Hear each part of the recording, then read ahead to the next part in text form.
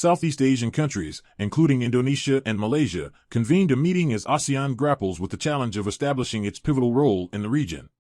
This meeting took place ahead of the ASEAN Summit and was centered around concerns related to Myanmar and the unity of the ASEAN group.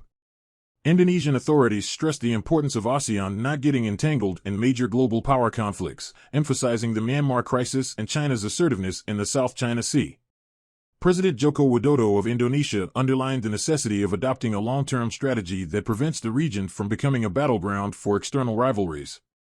He emphasized that ASEAN had collectively agreed not to become a pawn in the hands of any major powers and urged against destructive rivalries within the group.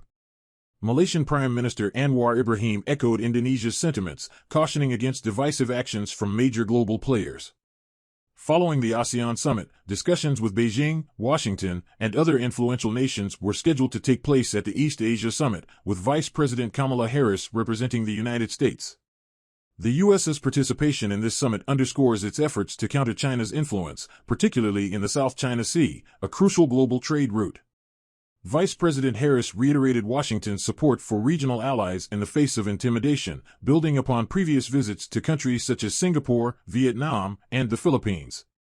The rivalry between the United States and China has revealed divisions within ASEAN, with some nations leaning towards Washington, while others, like Cambodia, align more closely with Beijing.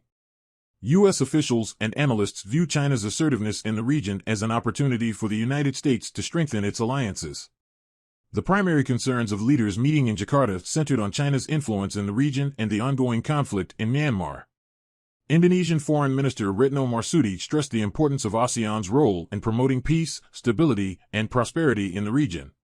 Disputes over the South China Sea escalated with China's assertion of territorial claims, which were rejected by Malaysia, Vietnam, and the Philippines. Leaders also aimed to establish a unified stance on the situation in Myanmar following the 2021 coup, condemning the junta's violence and attacks on civilians. Indonesia advocated for the junta to adhere to a previously agreed plan to halt violence and resume talks, but the junta's non-cooperation hindered progress. The involvement of Thailand in separate engagements with the junta and imprisoned former leader Aung San Suu Kyi heightened divisions within ASEAN. Remember to subscribe.